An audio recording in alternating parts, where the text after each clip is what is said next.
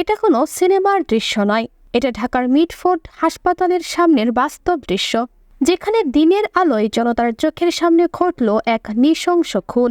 এই viral video এখন কাঁপিয়ে দিয়েছে পুরো দেশ আর তুলপাড় রাজনীতি। রাজধানীর পুরান ঢাকার মিটফোর্ড হাসপাতালের সামনে ঘটে যায় এক ভয়ঙ্কর হৃদয় বিদারক হত্যাকাণ্ড।